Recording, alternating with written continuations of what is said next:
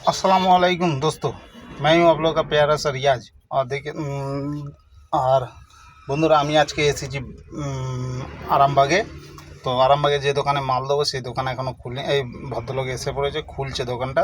এখানে পার্কিং, আরামবাগ বাজারের ভেতরে পার্কিংয়ের রাস্তা খুব টাফ, পার্কিংয়ের জায়গা খুব টাফ, সেই জন্য গাড়িটা আমি সামনে রেখেছিলাম। তো চলুন আরামবাগে মাল দিয়ে এখন আমি যাব বালিপুরে এসেছিলাম। বালিপুরে মাল দেওয়া হয়ে গেছে, কিন্তু এখন আলু সিজন আছে, আলু তৈরি হয়ে গিয়েছে, আলু তোলাও শুরু হয়ে গেছে। তো আলু তোলা হচ্ছে এখন। আর আমি যে রাস্তায় ঢুকেছি এখন রাস্তাটা খুব খারাপ। আচ্ছা, তো এখন উদয়নারায়ণপুরে চলে এসেছি। এখানে উদয়নারায়ণপুরে মাল দিয়ে উদয়নারায়ণপুর ব্রিজের ওপরে আছি। এখান থেকে যাব আমি রহিমপুর হয়ে আবার জাঙ্গিপাড়া হয়ে, দেখো উদয়নারায়ণপুর ব্রিজের ওপরে দাঁড়িয়ে দাঁড়িয়ে একটা নৌকা চলছিল ব্রিজের নিচে নদীতে। তা নৌকাটার ভিডিও আমি নিয়েছি। কেমন লাগছে বন্ধুরা কমেন্টে জানাবে। তো নদীর পাশে আলু জমির চাষ ছিল, আবার এখানে কিছু গাছ ছিল, গাছগুলোরও আমি ভিডিও নিয়েছি।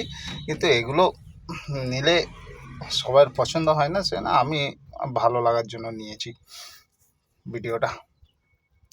তো চলুন এখান থেকে আগে যাই। আমি যাব রহিমপুর হয়ে জাঙ্গিপাড়ায় যাব, জাঙ্গিপাড়া থেকে গজার মোড় হয়ে মশাট হয়ে আবার ডানকুনি। তো রহিমপুর যেতে গেলে এখান থেকে এই রাস্তা সোজা যাচ্ছে, কিছুটা গেলে 3 মাথা মোড় আছে, ওখান থেকে বাঁ দিক নেবো, সোজা গেলে সীতাপুর যাবে। আর বাঁদিকে গেলে রহিমপুর, এই মোড় থেকে বাঁদিকে গেলে রহিমপুর, রাজবলহাট, বাকি এই দিকে যাবে, সোজা গেলে সীতাপুর যাবে। তো ঠিক আছে, আমি রহিমপুরে যাই। এখানে একটা আলুর স্টোর আছে। স্টোর বলতে এখানে হিমঘর বলা হয়। এখানে আলু রেখে দেয়, তুলে সারা বছরের ভিতরে থাকে, যখন সময় হয় বার করে।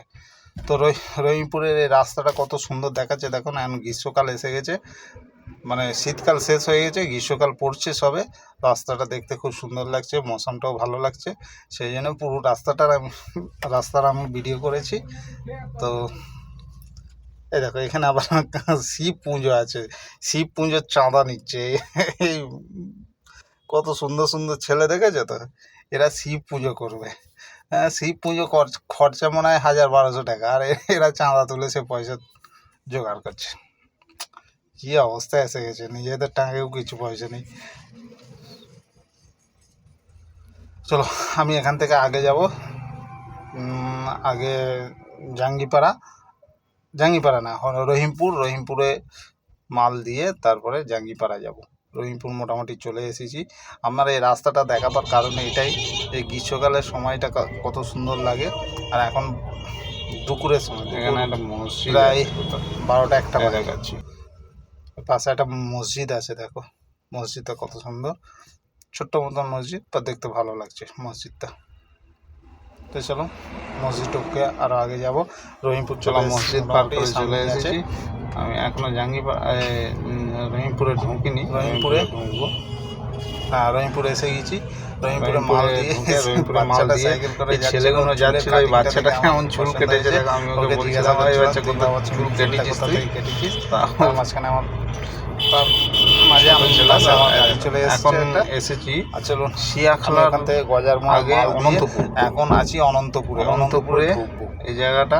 এখানেই আমি খাওয়া দাওয়া হয়ে গেছে আজকে। আমি দুপুরে এখানে একটা চাচার হোটেল আছে, চাচার হোটেলটা আমি সব দেখাবো, আর হোটেলে খাবো, আর চাচার হোটেলে, ওই হোটেলে আজকে খাবো গরম ভাত আর মাংস রান্না। এটা হচ্ছে অনন্তপুর, মানে শিয়াখালার দিক থেকে, চণ্ডীতলা হোটেলের সামনে আমি গাড়ি রেখে শিয়াখালা পার করে চলো চাচার দোকানে। আমি এখন চাচার হোটেলে এখন পরে এই জায়গাটা গাড়ি আসছে ওদিক থেকে, চাপাডাঙ্গা থেকে আসবে, চাপাডাঙ্গা থেকে গেলে আমাদের শিয়াখালার দিক থেকে আসবে। শিয়াখালার পরে রাস্তার উল্টো দিকে গাড়ি রেখেছি। চাচার হোটেলে গিয়ে আমি চাবিটা পড়ে গিয়েছে হাত থেকে, চাবিটাকে তুললাম, তুলে হাত ধুয়ে নিয়ে এবারে চাচার বাড়ি হচ্ছে বীরভূম না কোথায়, এখানে যত রকম নিয়ে এখানে মানে হোটেল ড্রাইভার লোক মোটামুটি এটা দিয়ে পাস হলে মোটামুটি এই হোটেলে সবাই।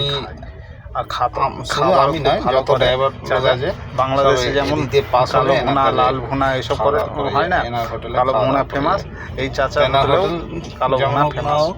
কালো ভুনা তৈরি করে, লাল ভুনা তৈরি করে, বিরিয়ানি তৈরি করে দিয়ে আমি আর সাদা ভাত দিয়ে কালো ভুনা আর সাদা ভাত আমি আজকে খাবো এখানে। চলো মুখ হাত কালো দিয়ে ভুনা আমি দেখছি কোন টেবিলে বসা যায়। চলো, এই আমি হচ্ছে দেখাচ্ছি। চাচা, এই হচ্ছে আমাদের চাচা, ভালো করে চেনে। ইনি আমরা হচ্ছে চাচা। এটা দিয়ে যখন পাস হয় তাই খাবার নিয়ে টাইম আমাকে হলেই চেনে। চাচা হোটেলে হোটেলের কাছে মধু পাওয়া যায় ভালো। খাবার দিয়ে গেছে কালো ভুনা আর আর সাদা ভাত আর ডাল দিয়েছে। তো চলো, এটা বাংলাদেশের খাবার, কালো হ্যাঁ। ভুনা আমাদের ইন্ডিয়াতেও খেয়ে দিয়ে ফেমাস হয়ে নিয়ে গেছে। আবার এখান থেকে আর এই যাবো। চাচার কাছে মধু পাওয়া যায় অনেক ফ্লেভারের মাল মধু। দিয়ে ফ্লেভার তারপরে বলতে যাবো।